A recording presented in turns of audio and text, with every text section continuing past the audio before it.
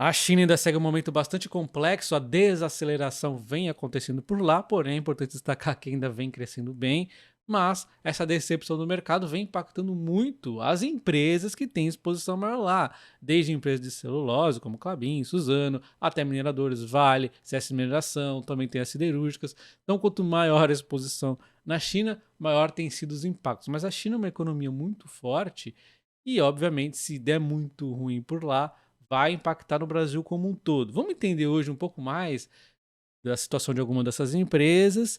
E vamos falar da China também, olhando um pouco mais para essa questão do cenário imobiliário que acaba impactando a China como um todo também.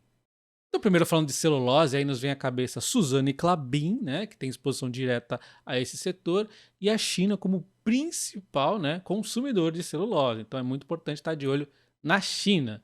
E aí nós vimos no meio do ano a Suzano elevando os preços na celulose em US$ 30, indicando que teria talvez sido o fundo do poço. Observe que quando a China, quando a Suzano propõe esse aumento, coincide com as cotações de Klabin e Suzano aumentando os valores ali, porque o mercado realmente pensou, puxa, eu acho que a celulose realmente está no fundo do poço. As empresas estavam ali ficando sem estoque, as empresas consumidoras de celulose começaram a comprar, a Suzano viu que estava muitas fábricas, inclusive, diminuindo a produção de celulose porque não estava sendo mais vantajoso sequer produzir a celulose. E aí houve esse primeiro aumento de US$ 30 e agora em setembro ela propõe um aumento de mais US$ 20.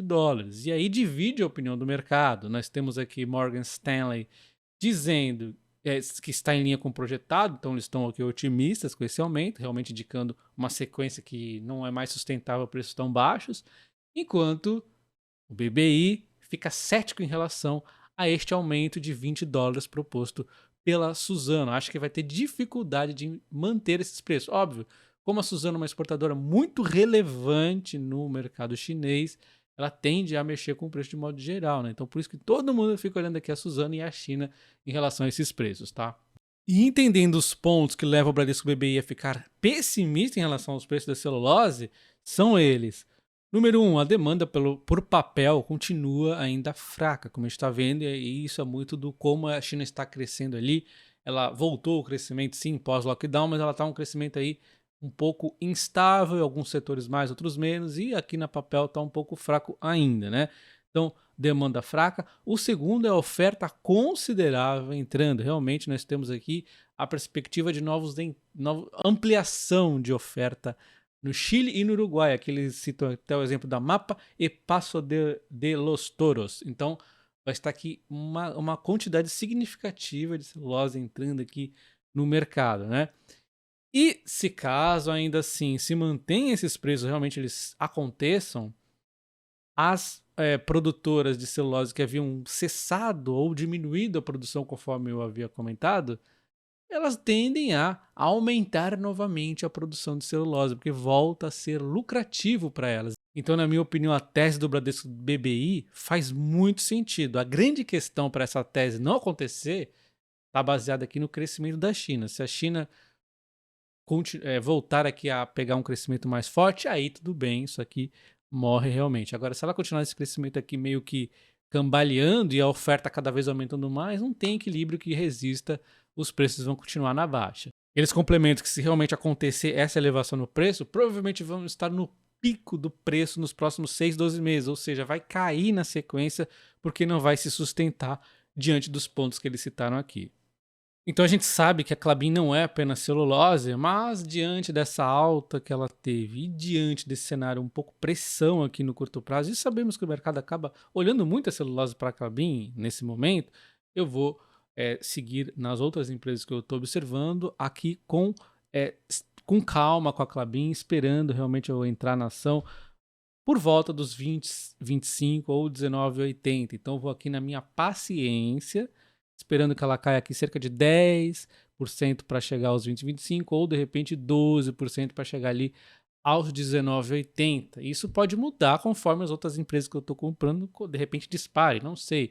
Mas nesse momento, olhando ali outras empresas e a Klabin nessa alta e com essa ameaça de curto prazo, eu vou ficar esperando um pouco nesse momento. Mas lembre-se que pensando no longo prazo, o momento da Klabin ainda é interessante. Nós temos aqui 13 corretoras recomendando compra da Klabin, 5 neutras e apenas uma venda. Então o momento ainda é bom, mas como na minha realidade da minha carteira eu estou olhando outras ações neste momento, é por isso que eu estou aqui sendo um pouco mais exigente na Klabin, até porque eu não tenho ela ainda, né?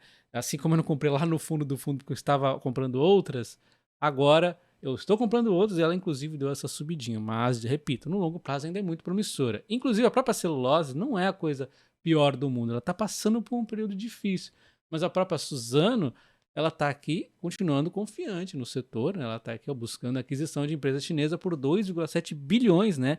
A empresa Vinda chinesa, que é uma aquisição majoritária lá, para ter mais facilidade na China, né, para ter maior integração, porque é uma empresa chinesa, ela vai estar então mais próxima ali do seu mercado principal, onde ela vende, né? Então é interessante ver que mesmo a celulose, mesmo a China, que é onde está o pior momento da celulose, ainda existe expectativas de longo prazo positivas, mas o curto médio prazo está bem complicado neste momento. E agora vamos falar do setor imobiliário da China. Será que vai estourar a bolha? Por enquanto, o cenário está bastante feio. A bolha ainda não deu aquele estouro que seria um caos para a China inteira e também para o Brasil, obviamente. Mas nesse primeiro momento, o impacto maior está concentrado nas empresas que têm um vínculo aqui ao aço, ao ferro, né? Então a Vale sofrendo. Vamos entender um pouco mais o que está acontecendo e depois falar um pouquinho da Vale também, tá? Então, a Evergrande aqui é a gigante chinesa, né? Acionou aqui o capítulo 15 nos Estados Unidos que protege empresas contra a falência, né? Empresas que estão fora dos Estados Unidos, é destinado a empresas com recuperação judiciais internacional. Então vocês devem lembrar que em 2021 estourou aquele primeiro problema na Evergrande, aí deu aquela confusão toda, parecia que melhorava, depois não, e assim foi desenrolando. Ela está há meses aqui para concluir o plano de reestruturação de dívida offshore. A empresa divulgou em abril que ainda não tinha o nível de suporte necessário dos credores para implementar o plano. Então olha só como está ainda complicado. Em julho, recebeu autorização judicial para realizar votações sobre o acordo. As reuniões ainda são marcadas para o final deste mês, tá? Então a gente podemos ter ruídos aí à frente. Evergrande então entrou em default pela primeira vez lá em dezembro de 2021, após meses de incerteza sobre as suas finanças. As dificuldades das empresas ajudaram a desacelerar a onda inicial de preocupação. Lembrando que a Evergrande entrou em default em dezembro de 2021, após meses de tanta confusão que estava ali rondando a empresa. Ela anunciou esse default e isso aí causou uma certa insegurança no setor imobiliário da China. Desde então ainda não está muito nítido e volta e meia aparece um ruído adicional. Então nós vemos que a situação de Evergrande ainda segue bastante complexa e nós temos um novo problema aqui bastante grave. Country Garden propõe renegociar sua dívida de mais de 500 milhões, são 535 milhões de dólares, tá? Ela vai aqui já negociar a partir da semana que vem, vai tentar fazer essa renegociação, porque parte dessa dívida já começa a vencer dia 2 de setembro. Ela não tem condições agora. Então, isso aqui vai trazer bastante ruído, talvez já na semana que vem, embora o mercado já dê uma antecipada nessa baguncinha aqui, né? Porque já tinha esses rumores aí. Então, é mais uma empresa para a gente ficar de olho. E a gente vai ver que pode ter mais problemas ainda no futuro. Já vou mostrar. Mas enfim, vamos lembrar o seguinte. O setor imobiliário da China corresponde a mais de 30% do PIB. Então, você imagina se dá um caos aí, né? É muito interligado também para o setor financeiro. Você tem um caos aqui, está tudo aqui muito ligado às finanças, né? Então, vamos estourar a bolha no Evergrande, na Country Garden, eles não tem dinheiro, não sei o quê. É um caos que vai se alastrar aí, que, enfim, seria um problemaço. Porém, a gente sabe que eu acho que nesse último nível aí, quando realmente não tiver jeito, aí a China vai acabar ajudando aí, socorrendo essas empresas. É o que eu imagino, né? Porque o setor imobiliário é muito importante aqui na China, né? Eles não podem deixar o negócio desandar de vez. Mas o fato é que eles estão deixando, até o momento, a Evergrande aí praticamente, né? Mais aí por conta própria.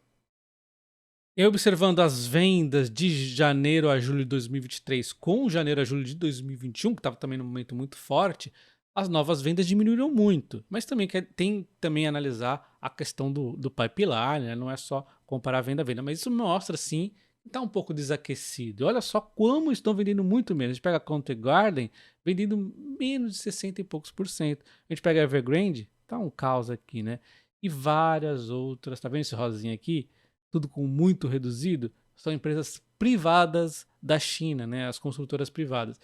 Já as construtoras aqui do estado, né, elas já estão bem, né? Algumas aqui estão bem, outras estão com queda menor, então já estão mais aqui tranquilas as empresas estatais. Aquelas público-privadas, as mistas aí, estão numa situação também mista. A gente vê o azul clarinho aqui, ó, numa situação menos pior aqui do que as rosinhas, que são as empresas privadas, estão muito ruins, praticamente aqui todas no fundo, né? Uma redução de vendas muito severa, e elas já estão numa situação complicadinha, pode destravar, pode gerar aí uma bolha, né? Vamos ver o que vai acontecer. Enfim, nós temos aqui então, olha só, 2021, as empresas privadas dominando aqui, né, os desenvolvimentos de venda, as vendas. E aí nós temos em 2022 isso reduzindo, agora em 2021 as empresas estatais superando aqui as privadas. Elas inclusive aumentaram o número de vendas das estatais, né? Mas de modo geral você pode ver que houve um desaquecimento. Podemos ver a Country Garden no ano atual caindo 71% nas cotações da bolsa chinesa. Evergrande está com as cotações congeladas há um tempo, né? E aí a gente vê a China Communications Construction, por exemplo, uma empresa estatal, aí está subindo a 38,7%. Então tá um pouquinho misto ainda o andar da economia lá, mas de modo geral, como eu disse, não está evoluindo conforme esperado. Então, e ainda tem esse risco da bolha nas empresas privadas, aí o caos seria generalizado. E várias casas de análise vêm recomendando compra da Vale por conta de ter achado que elas já precificaram boa parte do momento ruim. Em meio a todo esse cenário, a BTG recomenda a compra da Vale e diz que o pior já ficou no passado, e destaca inclusive a possibilidade de dividendos adicionais. Eles complementam estarem confiantes de que o ponto mais baixo operacional da empresa ficou para trás e de que a produção remessa e o desempenho dos custos devem continuar melhorando. Lembrando que o primeiro trimestre foi bastante difícil, tivemos ali uns impactos no volume, o segundo trimestre foi um trimestre já de recuperação. Eu sempre trago os resultados da empresa trimestral aqui no canal, tá? Mas o que tem guiado muito as cotações da Vale é eventuais problemas pontuais de resultado, que aí eu sempre acho oportunidade, e também a macroeconomia, que embora seja oportunidade também, existe sempre aquele risco de uma queda ainda mais acelerada. A macroeconomia acaba dominando o papel da Vale no curto prazo. Segundo a BTG, se a China conseguiu um crescimento de 5% ao ano, a Vale passa a ser uma das favoritas realmente do mercado. Inclusive, eles destacam a entrada da Cosan na Vale como muito positiva. Nesse ponto, eu não posso discordar, é super positivo, super de ok. Só que acontece, será que a China vai conseguir crescer 5%? O mercado está um pouco na dúvida. Há quem diga sim, outros não. E se estourar essa bolha toda aí, não. Eu acredito que talvez sim, a China consiga 5% ou ficar muito próximo disso aí neste ano. Vamos ver nos próximos aí como é que vão andando as coisas. Em algum momento, eu sempre digo, a China vai desacelerar, né? Não vai ter mais aquela realidade de crescimento tão grande assim. Mas 5% neste primeiro momento, eu acho que é possível, tá? E agora um ponto muito importante para vocês levarem em conta, que é o posicionamento da Vale em relação à China. Eu achei interessante, realmente, eles estão com a razão. Eles falam que existe uma tendência bastante estável na China. A gente vê o minério de ferro ali resistindo mesmo. O que acontece? Embora nós temos aqui dados complicados sobre o mercado imobiliário, como eu acabei de mostrar para vocês, é preocupante, mas os estoques do minério de ferro estão caindo nesse momento, o que poderia explicar os preços da commodity acima de $100 a tonelada. Então, tá meio aqui conflitando uma coisa com a outra, mas de certa forma ainda está resistente aqui o mercado, a questão do aço aqui na China, tá? Mesmo com o mercado de imobiliário sobre risco, né, como nós vimos ali. Além disso, a Vale assegurou que em 2023 serão produzidas 310 a 320 toneladas de minério de ferro. O custo C1 deve ser comprimido em 20 a 21 dólares a tonelada e a grande chance de dividendos especiais de 2,4 bilhões no futuro. Um grande ponto em relação à preocupação na Vale no mercado é, será que a Vale vai conseguir crescer esses volumes de 340 a 360 até 2026? Existe um pouco de dúvida do mercado em relação a isso. Eu não me preocuparia tanto, porque em diversas outras frentes a Vale está atuando direito, que é a parte da segurança, da eficiência, tudo isso que eu sempre digo, né? Também a parte do minério de qualidade, tem também a diversificação no níquel e no cobre. Então, caso realmente ela não consiga aumentar o volume conforme previsto, no tempo previsto também, não vai ser o fim do mundo, mas a gente vai acompanhando aqui. O fato é que o mercado bate muitas vezes por conta de volume, às vezes até coisa pontual, às vezes é coisa de chuva que atrapalhou não sei o que, eles vão lá e batem na Vale, sendo que isso aqui nem vai provavelmente atrapalhar os planos da Vale no longo prazo em relação ao volume do minério. Enfim, então a gente tem que separar o que está acontecendo com a empresa agora, o que está acontecendo com a empresa no futuro, né, o que esperar dela, que eu acho muito promissor esse lado do futuro. Temos que ver a China como está hoje, como que a China vai depois. É bastante complexo. E diante de tudo isso, eu comprei a Vale mais Vale, vou mostrar agora. Então está aqui, comprei 2 lotes da Vale, a R$ 61,95 e a R$ 61,60, operações protegidas contra quedas, utilizando um conjunto de opções para isso. Então eu tenho garantia que se cair eu estou protegido. Eu uso combinações diferentes. Então tenho proteções para 2024, tenho essas duas aqui que são para daqui a 2 meses, tenho proteção também para o mês que vem. E dentre essas proteções acabou sendo exercida uma que eu tinha para este mês de agora. Então nessa sexta-feira acabou então sendo vendido aqui, exercida essa opção da Vale, que me garantia eu vender ela a R$ 67,00. Eu havia comprado ela a 66 por aí, num conjunto de opções ali que eu fiz, me garantiu um lucro caso ela não subisse, e um lucro bem maior caso ela continuasse a subir. Então eu continuo me expondo cada vez mais na Vale, inclusive ganhei esses dividendos de agora, mas sempre ali, ó, me protegendo contra quedas, porque o cenário de curto prazo está bastante complexo. E se você quer saber como fazer compras protegidas contra a queda, ou de repente proteger a sua carteira, alguma ação que você tem contra uma possível queda, eu tenho isso no meu curso de opções. O módulo proteção contra a queda vai te ensinar tudo isso, inclusive qual tipo de seguro faça mais sentido para você escolher em determinado momento. Pode te ajudar bastante. Eu mostro ali, inclusive na prática, alguns seguros que eu fiz, inclusive com a Vale ali, como que eu fui atuando. Tem também o módulo de dividendo com opções, isso aqui o pessoal gosta bastante também, para você rentabilizar sua carteira, programando compras ou de repente simplesmente rentabilizando os ativos que você já tem. E se você não sabe nada de opções, não tem problema, eu te ensino desde o básico, tá? Até uma situação mais avançada. Link na descrição do vídeo e nos comentários fixados. Unicamente nesse mês estou deixando desconto de 15% no curso. Um abraço e até o próximo. Valeu!